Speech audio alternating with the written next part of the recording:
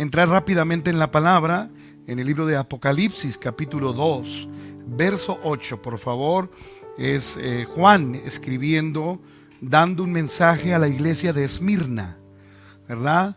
En el capítulo 2 del libro de Apocalipsis, en el capítulo 8, por favor, el mensaje del Espíritu, el mensaje de Dios para la iglesia en Esmirna, ¿verdad?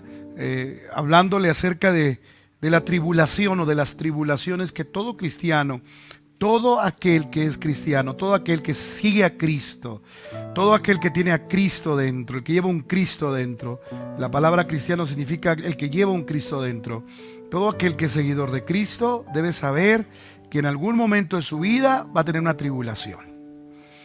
Y es por eso que el Señor le da un mensaje a Juan, estando en la isla de Patmos, preso por causa del Evangelio.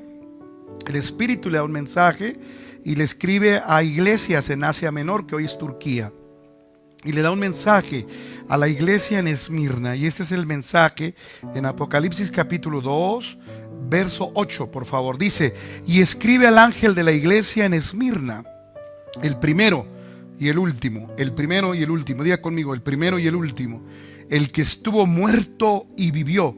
El que estuvo muerto y vivió, es el remitente del mensaje, de la carta. Dice esto: yo conozco tus obras y tu tribulación y tu pobreza. Yo conozco tus obras, tu tribulación y tu pobreza, pero eres rico. Soy rico, pero eres rico. Padre rico, hijo rico. No puede haber un padre rico y un hijo pobre, pero yo sé que eres rico. Y la blasfemia de los que se dicen ser judíos y no lo son, sino sinagoga de Satanás. Abusados, sino sinagoga de Satanás. Cuidado con escuchar a los que son sinagoga de Satanás. No temas en nada lo que vas a padecer. No temas en nada lo que vas a padecer. O sea, le está hablando en un tiempo de lo que iba a ocurrir, de una persecución que se iba a desatar sobre la iglesia de Esmirna. Estaba Juan profetizando algo que iba a venir sobre la iglesia de Esmirna. Por eso les dice: no temas en nada lo que vas a padecer. He aquí el diablo echará a algunos de vosotros en la cárcel, para que sean que probados. Diga conmigo: seré probado. Diga conmigo: seré probado. Seré probado. Y luego dice: y tendréis tribulación por 10 días. Sé fiel hasta la muerte, aleluya, y yo te daré la corona de vida, y yo te daré la corona de vida. El que tiene oídos para oír, oiga lo que el Espíritu dice a las iglesias. El que venciere, no sufrirá daño en la segunda muerte. El que venciere, no sufrirá daño en la segunda muerte. La primera muerte es la muerte física. Es cuando uno muere, deja de latir, signos vitales, desaparece. Pero la segunda muerte será la eterna. Alguien que venza hasta el final no va a pasar la segunda muerte. El que venza, el que sea un vencedor en la tribulación, el que aguante los padecimientos, el que sea probado y soporte, no vivirá y experimentará para la muerte segunda. Amén. Así que vamos a orar. Señor Jesús, gracias te damos en este momento. Te bendecimos por el ministerio de alabanza, por el equipo, porque día tras día estamos aquí sintiéndonos extraños, porque no tenemos el auditorio hoy lleno. Solamente estamos nosotros, pero se siente tu presencia y queremos transmitir esa presencia hasta el lugar donde están mis hermanos. Fortalece esta palabra. A través de esta palabra fortalece a alguien. En el nombre de Jesús. Amén. Gloria a Dios. Aleluya. Gracias a Dios. Gracias a Dios. Quiero llamarle este mensaje sencillamente la tribulación de todo cristiano. Y cuando escudriñamos este pasaje, lo que Dios le estaba hablando a una iglesia en Esmirna, la ciudad de Esmirna, una ciudad que está en lo que hoy es Turquía, en el área de Turquía, y que es una ciudad de costa, una ciudad costera, puerto marítimo costero. Esmirna significa mirra, viene la palabra mirra, y el nombre de las ciudades a veces está muy conectado con lo que los ciudadanos o los habitantes de esa ciudad viven. Y la palabra mirra, de donde viene Esmirna, es una ciudad que por su nombre llevaba una maldición. Era una ciudad símbolo de muerte. Era una ciudad que, si ustedes leen la historia, ustedes por ahí hacen una pequeña análisis histórico de esta ciudad que existió en el siglo I y siglo II, y que todavía existe, ¿verdad? Todavía hay indicios históricos, arqueológicos de la iglesia primitiva en esa ciudad.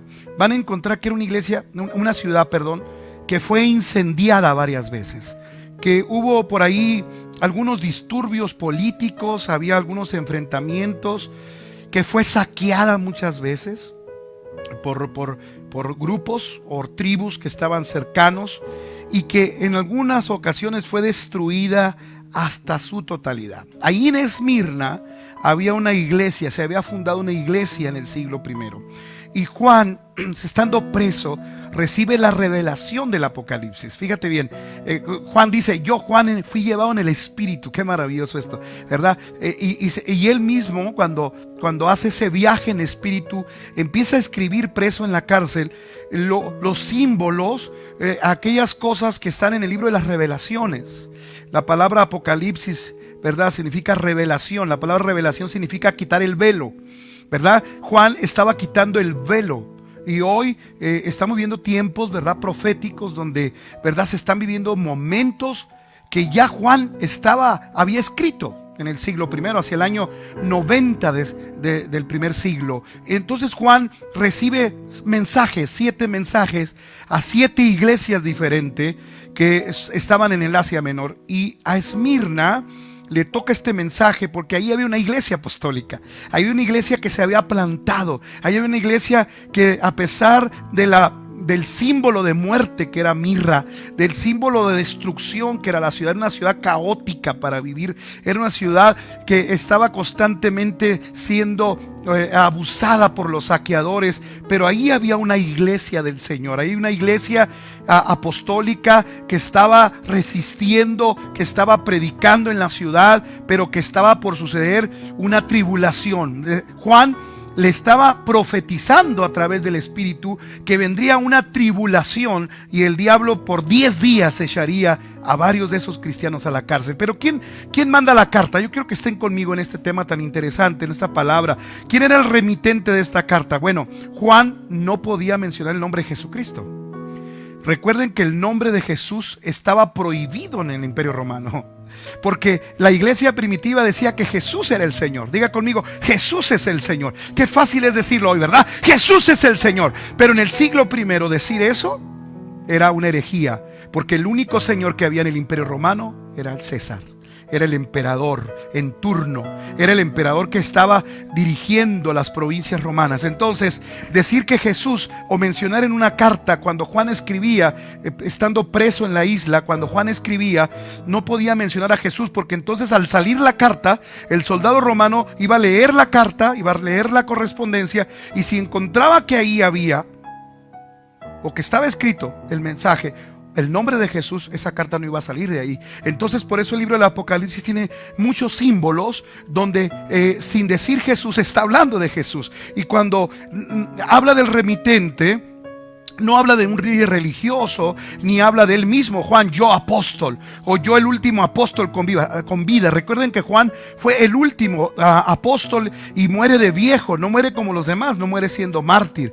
Él muere en la cárcel, a los 90 y tantos años muere, estando en la isla de Patmos, una cárcel de máxima seguridad en el mar Mediterráneo, ¿verdad?, donde se llevaban a los peores delincuentes del Imperio Romano. Era una isla que era impenetrable para escapar. Ahí Juan recibe la revelación, pero él no habla de él a la iglesia de Esmirna. Él dice: el primero y el último. Aleluya, ¿verdad? Cuando me imagino al soldado romano cuando lee la carta, cuando el libro de Apocalipsis va a leer, y él dice: el primero y el último.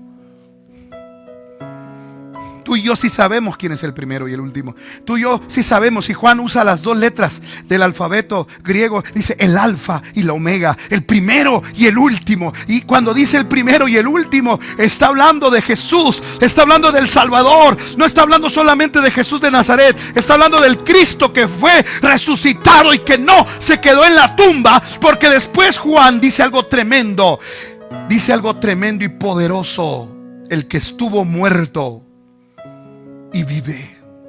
El que estuvo muerto y el que vive. Era tan importante el mensaje, paz de Cristo, hermanos. Era tan importante el mensaje para la iglesia que tenía que dar muy claro, tenía que dar clarísimo al lector quién estaba enviando el mensaje. Porque miren, no sé si a ti te pasa que cuando hay una nota o hay una publicación, tú ves quién es el autor. Y si el autor no es importante, tú no lees la nota. Si preguntas por un libro, ¿y quién lo escribió? O quién escribió ese reporte periodístico, o quién lo dice. Y cuando tú sabes que es alguien importante, pones atención en lo que estás leyendo. Y Juan quería captar la atención de la iglesia y da dos cosas poderosas. Primero dice el primero y el último, el primero y el postrero. Está hablando de Jesucristo, porque el único que ha sido desde el principio hasta el final es Jesucristo. Dale un aplauso al Señor ahí donde estás. Dile qué bendición es estar en el Dios verdadero, en la vida eterna, en su Hijo Jesucristo, el verdadero Dios y la vida eterna, el que estuvo muerto y el que vive. Todas las tumbas de grandes maestros, todas las tumbas de grandes maestros, de grandes caudillos, de grandes políticos, de grandes íconos políticos, económicos, religiosos están en sus tumbas. Mahatma Gandhi está en su tumba.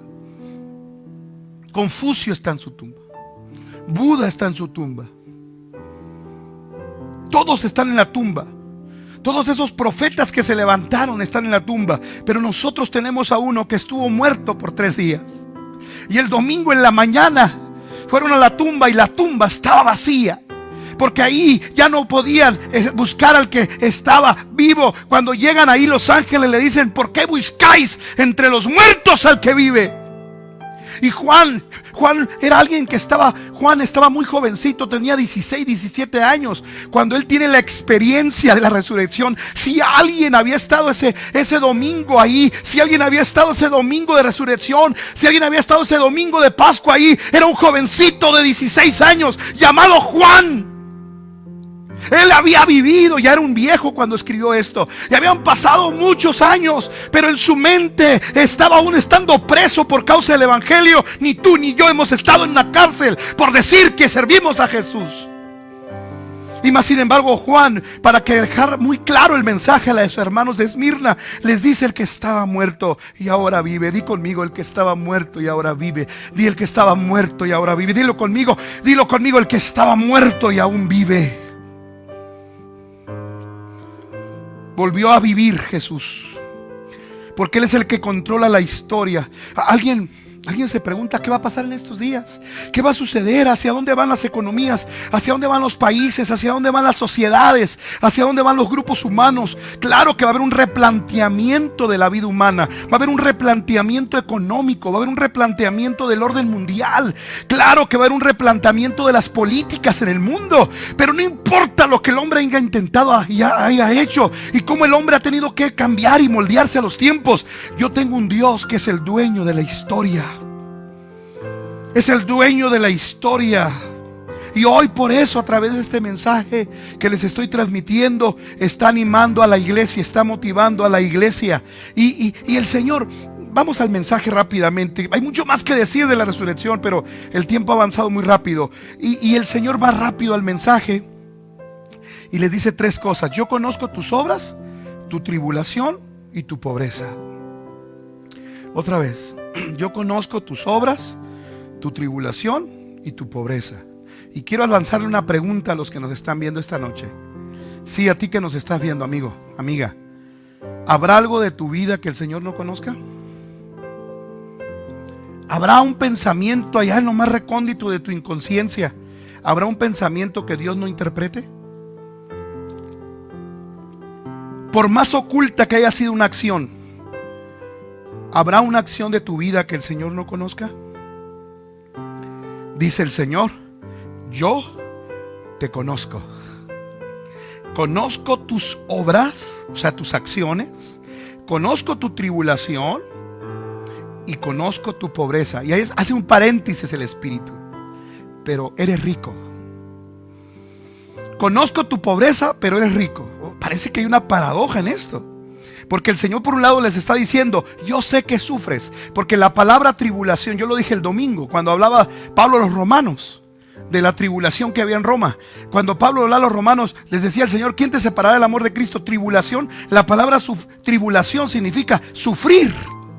Entonces, hermano, el Señor conoce y conocía los sufrimientos de los hermanos en Esmirna. Vivían en una ciudad de muerte, en una ciudad caótica. Les voy a dar un dato. El promedio de vida era de 30 años. Imagínate, el promedio de vida en Asia Menor en ese tiempo era una persona vivía hasta 30 años. Había mucho homicidio, había mucha muerte. Y ahí había una iglesia del Señor, una iglesia que exaltaba al Señor. Por eso el Señor dice, los conozco, sé quiénes son. Porque a veces podemos pensar, por un lado, cuando andamos haciendo fechorías, podemos pensar que Dios no nos ve.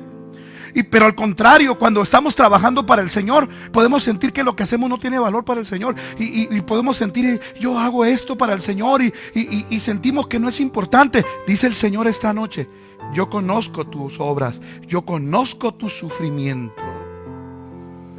La palabra tribulación, en otras palabras, el Señor le está diciendo, yo conozco lo que has aguantado. Diga conmigo, estoy aguantando. También es un sinónimo de resistir. Diga, estoy resistiendo, estoy sobrellevando, estoy tolerando. Todos esos sinónimos el Señor les quiso decir. Es decir, todos esos dardos del maligno, todas esas burlas, todas esas luchas, todo lo que estaba ocurriendo con la iglesia en Esmirna. Yo conozco tu pobreza. Según varios investigadores, la iglesia de Esmirna era una iglesia de hermanos en condición económica muy baja. Era una iglesia que en términos sociales y económicos era pobre. Era una iglesia que batallaba para conseguir satisfactores, porque como vivía en una ciudad de muerte, había mucha corrupción. Y conseguir alimento, poder sobrevivir, había mucha desnutrición, según lo que leí. Entonces era una iglesia muy humilde, y no me refiero a la actitud de humildad, porque hay quien dice que es humilde, pero no es cierto. Tenemos una falsa expectativa a veces de la humildad. Era una iglesia pobre en términos económicos. Era una iglesia que batallaba para sobrevivir financieramente. Entonces el Señor le dice, yo conozco eso. Yo conozco tu tribulación. Yo conozco tu sufrimiento y conozco tu pobreza. Y el Señor hace un paréntesis, pero sé que eres rico. Sé que eres rico. Y aquí entra una dinámica en nuestro pensamiento. ¿Qué somos a veces? ¿Cómo nos sentimos a veces? ¿Cómo nos ve Dios y cómo me siento yo? Y aunque la iglesia en Esmirna batallaba para conseguir sus recursos, para comer, para vestir, para llevar una vida de satisfactores cumplidos, no los alcanzaba, no era un nivel, no tenían ingresos per cápita suficiente. Mas sin embargo el Espíritu le dice, tú eres rico. Y yo quiero decirle a la iglesia de Nogales, a nuestra primera iglesia, que somos ricos. Sí, somos ricos, porque alguien que tiene la bendición de Dios no puede ser pobre. Alguien que tiene la cobertura de Dios no puede ser pobre. Alguien que Dios le provee lo necesario no puede ser pobre. Alguien que tiene vida eterna no puede ser pobre. Alguien que tiene un abogado como el nuestro, nuestro Señor Jesucristo, no solamente es un Dios que se levantó entre los muertos, es nuestro abogado, es nuestro médico, es nuestro consejero, es nuestro Padre, es nuestro protector, es nuestra seguridad máxima. ¿Cómo llamarse pobres cuando tenemos un Dios de ese tamaño? Cuando tenemos un Dios que es el primero y el último, que la historia no lo ha podido extinguir. que el socialismo y el comunismo no lo pudo extinguir, que el ateísmo no ha podido terminar con él, que la brujería no ha podido terminar con él, ni el diablo. El diablo pensó que lo había matado en la cruz del Calvario, pero al tercer día se levantó. Diga conmigo: Cristo vive, y mientras Él vive, yo no soy pobre. Diga conmigo: soy rico. Entonces, si tú eres rico en Cristo Jesús y vives bajo su bendición, te voy a pedir un favor. Escúchame bien, lee bien mis labios. Deja de quejarte. Voy a hacer un paréntesis para que la pienses.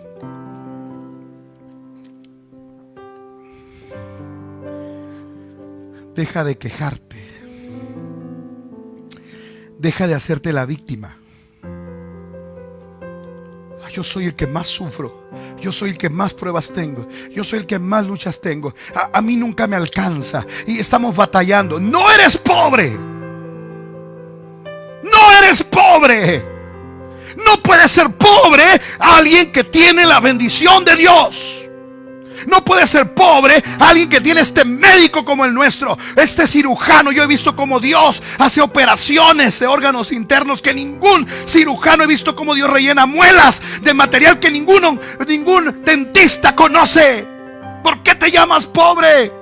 Si hay milagros financieros, si hay milagros de sustento, si hay milagros de multiplicación. Por favor, deja de quejarte. El Señor le dice a Esmirna: no eres pobre, eres rico. Y dice algo bien tremendo: yo conozco no solamente tu tribulación, no solamente tu pobreza, no solamente conozco, ¿verdad?, tus acciones. Yo conozco la blasfemia. Ojo, atención, porque a veces parece que Dios no es justo. Escúchame. A veces parece que Dios no es justo, pero el Señor conoce la blasfemia de los que se dicen ser judíos y no lo son. Yo les he platicado aquí que aparte del Imperio Romano, la iglesia primitiva, aparte del Imperio Romano, tenían otros super mega enemigos: los judíos. Los judíos practicantes del judaísmo, que guardaban la ley de Moisés y que no aceptaron a Jesús, ni aceptaron su mensaje, ni aceptaron que Él era el Hijo de Dios, sino que siguieron guardando la Torá, siguieron guardando las reglas del Antiguo Testamento. Ese judaísmo se volvió enemigo del cristianismo, y en todas las ciudades había judíos, ¿verdad?, que practicaban sus reglas, practicaban la ley de Moisés, practicaban sus mismas. El Imperio Romano tenía alguna ventaja bien tremenda. El Imperio Romano te quitaba impuestos, te ponía bajo una ley romana, pero no te quitaba la religión. De alguna manera respetaba ciertos aspectos religiosos para mantener el orden social en sus colonias. Entonces seguían siendo judíos y iban a la sinagoga y practicaban la Torá. Pero cuando oían que había una iglesia apostólica ahí, que había una iglesia que adoraba a Jesús, que había una iglesia que decían que Jesús era la resurrección, entonces se lanzaban en contra de esos cristianos y empezaban a blasfemar y empezaban a hablar mal de ellos y empezaban a criticarlos y empezaban a difamarlos. Criticarlos y difamarlos. ¿Cuántas veces a ti y a mí nos han criticado los que se dicen ser judíos y no lo son? ¿Cuánto? Aparte de esa pobreza que el Señor conocía, que no era pobreza, el Señor conocía que muchos estaban siendo afectados por las críticas. Les llamaban ignorantes, les llamaban locos. Era una locura para el judío decir que Jesús era Dios. Era una herejía decir que Jesús era el Señor. Era herejético teológicamente para ellos, porque para ellos solamente existía un Dios, Jehová.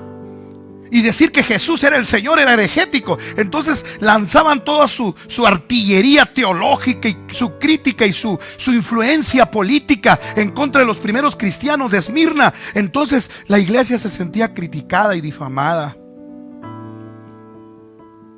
Siempre te voy a decir algo: si tú quieres seguir en este camino,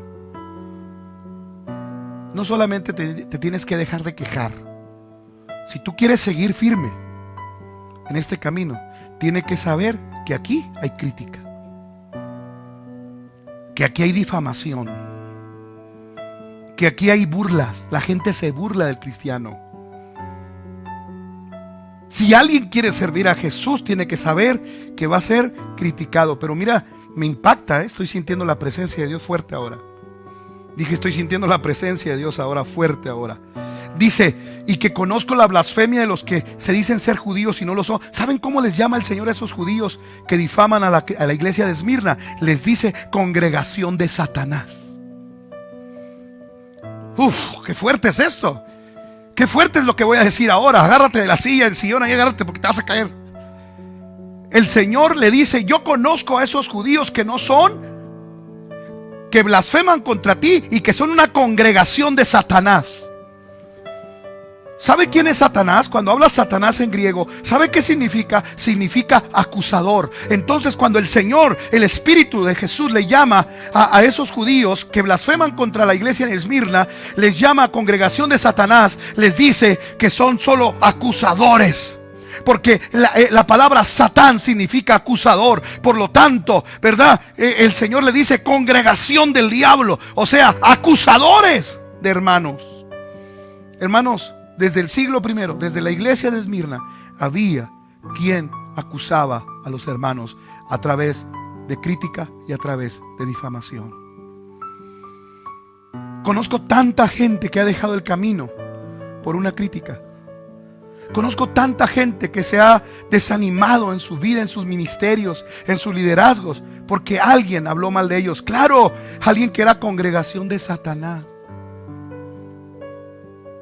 Porque solo alguien impulsado por el enemigo puede destruir un ministerio, puede destruir a una familia, hablando cosas que no son verdad y creyendo cosas que no son ciertas. Eso no es nuevo. La iglesia en Esmirna estaba sufriendo la persecución, estaba sufriendo la difamación, pero no se iban a rendir. El Señor les dice, soporten, aguanten, no teman lo que van a padecer, no teman lo que van a sufrir. El diablo va a venir y algunos de ustedes los va a meter en la cárcel y serán probados por un tiempo. Diga conmigo esto rápidamente. Todo pasará.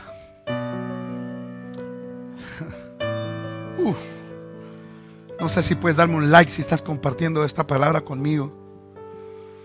Di conmigo, todo pasará. Así le dijo el Señor a la iglesia de Esmirna. No temas. Yo quiero ser esa voz del Espíritu hoy. Yo quiero ser esa voz del Espíritu hoy, iglesia.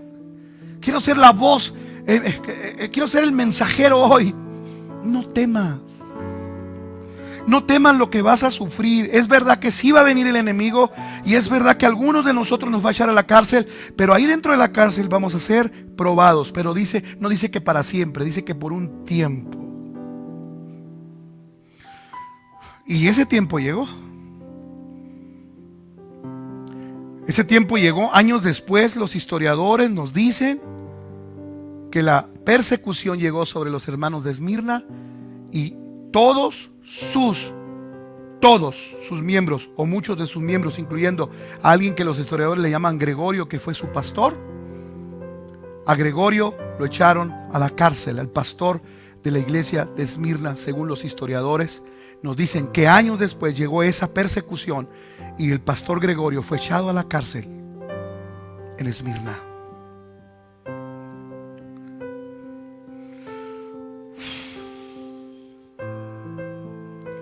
Y también nos dicen los historiadores que a muchos de ellos los mataron por dos cosas. El Imperio Romano mató a los hermanos en Esmirna por no querer decir que César es el Señor. Ponían la espada en la cabeza, los degollaban, dicen los historiadores, como Josefo, Casandro, y decían: di que César ese es el Señor. Si tú dices que César es el Señor, te dejamos vivir. Si maldices a Cristo, había que maldecir a Cristo. Si maldices a Cristo, te perdonamos la vida. No temas lo que vas a padecer. Los historiadores nos dan cuenta que lo que profetizó Juan en el año 95 después de Cristo se cumplió después. El pastor de esa iglesia y varios de sus líderes fueron asesinados, murieron como mártires. Porque ese es el plan del diablo: meternos a la cárcel espiritual.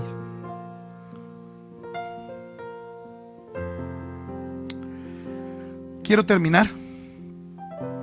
terminar esta palabra diciéndoles que muchos de nosotros es probable que estemos ya en una cárcel espiritual. Tal vez ya no hay una cárcel física, tal vez ya no hay un patíbulo romano, tal vez ya no hay un látigo romano, tal vez ya no hay una sentencia de César, tal vez ya no hay una centuria de soldados a la puerta de tu casa sacando a tu hija embarazada, a tu esposa embarazada y matando a tus hijos y pidiéndote que despotriques de Cristo. Pero sí estoy seguro que en estos días el diablo ha hecho cárceles espirituales para meter a muchos cristianos y meterlos ahí para que regresen al mundo, para que regresen al pecado. Yo quiero decirle a la iglesia que quiere seguir firme, no estoy hablando a los que ya renunciaron, no estoy hablando a los que ya se abandonaron, no estoy hablando a los que ya colapsaron, no estoy hablando a los que ya renunciaron a su fe, estoy hablando a los que están resistiendo, a los que están en una pobreza pero son ricos, a los que los han criticado pero ahí están, los han difamado pero se mantienen. Más de 2,000 cristianos de Esmirna, les doy otro dato histórico, más de 2,000 cristianos fueron asesinados en Esmirna en la persecución que profetizó Juan. 2 grandes persecuciones, dicen los historiadores. En esas 2 suman más de 2,000 muertos. Wow. No temas lo que has de padecer. Sé fiel hasta la muerte, dice el Señor. La palabra fiel significa en griego, sé constante. Sé constante. No hay problema que Dios no resuelva. Hoy quiero decirte que en medio de todo esto tú eres el barco.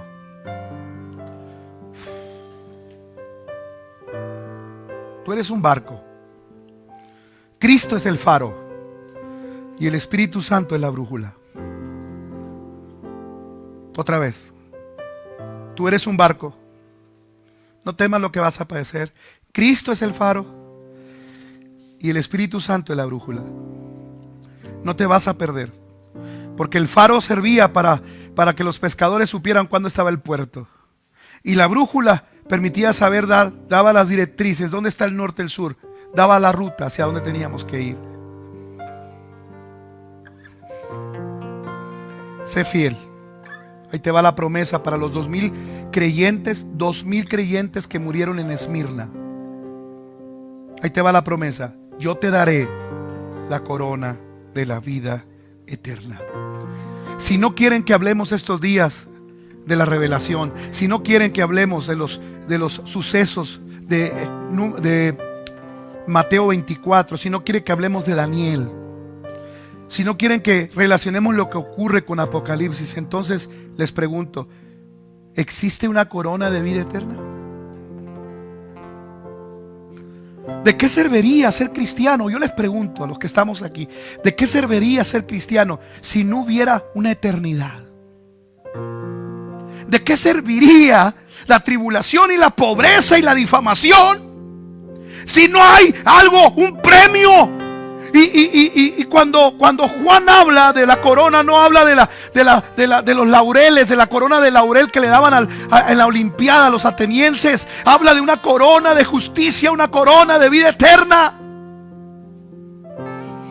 Entonces, si no quieren que hablemos, no hay que asustar a la gente, no hablemos de nada hoy. Entonces, ¿por qué hoy no? Tampoco hay que hablar de vida eterna y tampoco hay que hablar de un premio eterno. Pero más sin embargo, el Espíritu de Dios le dice a Juan, dile a los hermanos en Esmirna que resistan, que sean fieles y que yo les daré una corona de vida eterna. Corona significa victoria.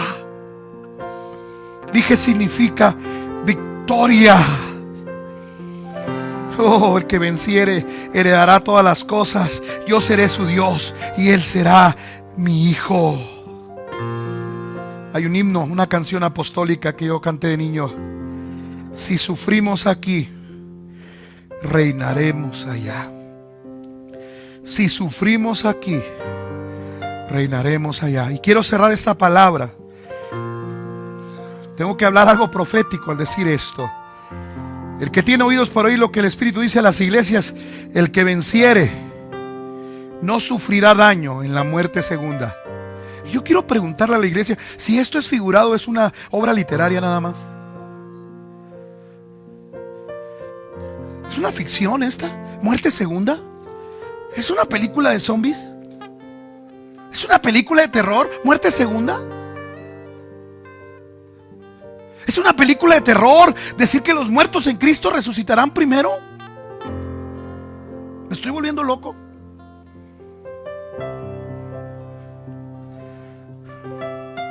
Vale la pena la tribulación. Vale la pena la difamación de las congregaciones de Satanás. Vale la pena ser pobre, pero no eres pobre porque eres rico. Fuiste rico cuando eras malandro, fuiste rico cuando andabas en lo indebido, tenías dinero cuando hacías lo ilícito, pero no tienes lo que tienes hoy. No tienes a Cristo Jesús. Dinero mal habido que no te sirvió para nada. Hoy no tienes eso, pero puedes dormir y roncar toda la noche y salir a caminar en la calle. Es porque sabes que Jesús va contigo.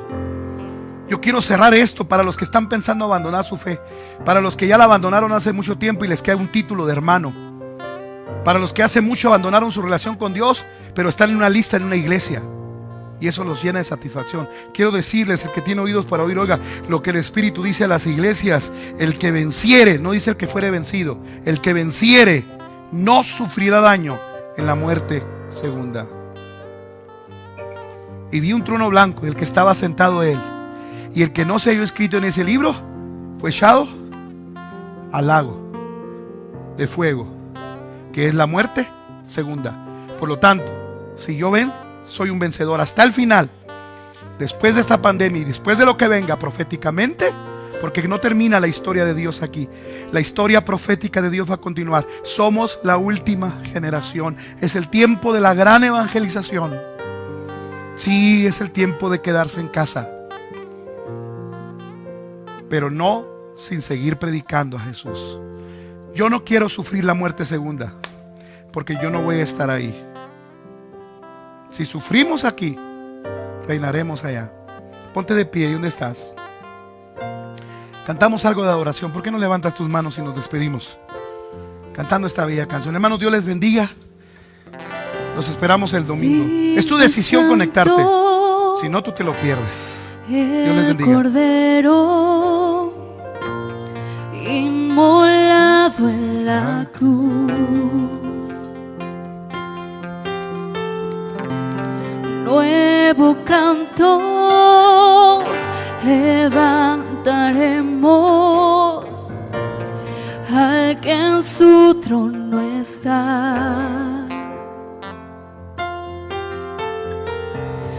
Digno y santo el Cordero inmolado en la cruz, nuevo canto levantaremos al que en su trono está. Santo, santo, santo, Dios todopoderoso, ¿quién fue, quién es y quién vendrá? Aquí está la presencia de Dios. Aquí La creación te canta, y sé que en ese lugar donde estás Hosana, viendo, gran yo soy. ahí puedes sentir las Tú caricias del Salvador. eres mi todo, Puedes sentir las caricias del y Padre. yo te Él nos está diciendo que aquí es. adoraré. Santo, santo, santo, Dios todopoderoso, ¿quién fue, quién es y quién vendrá? La creación te canta, Hosana, gran yo soy. Tú eres mi todo y yo te adoraré.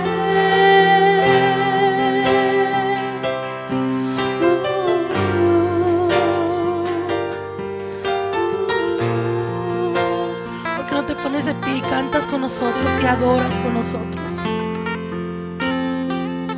De un arco iris estás vestido, resuena como un estruendo. Cristo, tu nombre es grande, fuente inagotable. Tu misterio glorioso es. Santo, santo, santo, Dios todopoderoso. ¿Quién fue, quién es y quién vendrá?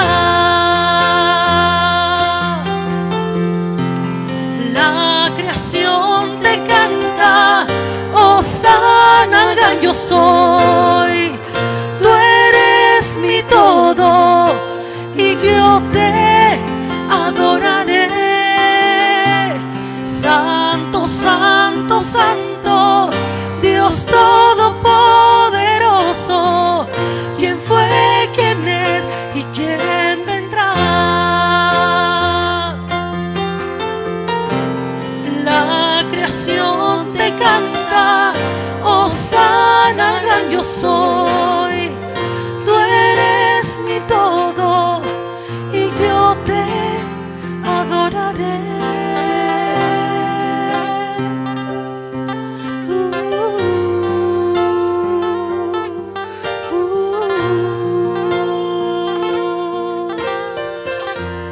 Podemos cantar una vez más para despedirnos.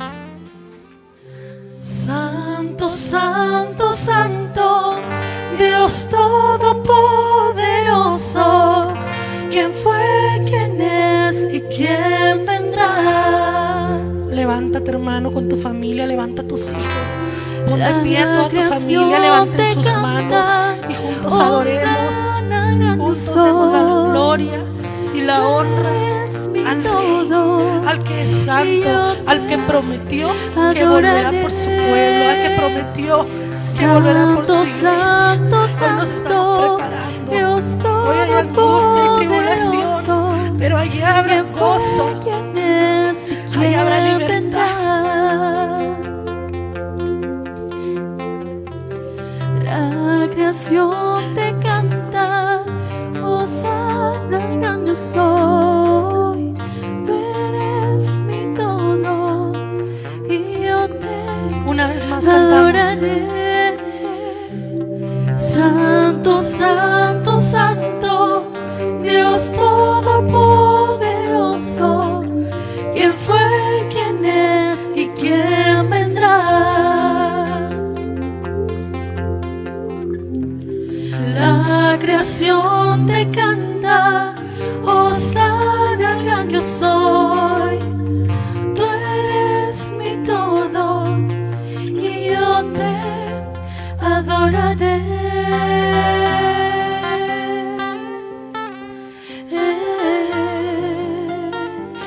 Que tengas muy bonita noche. Que Dios te bendiga. Medita en la palabra que nuestro pastor acaba de compartir. No es el momento de dormir, es el momento de levantarse, adorar y compartir la palabra, compartir ese mensaje de salvación, para que toda la gente que está allá afuera también pueda gozar de esa vida eterna allá con Él. Dios te bendiga.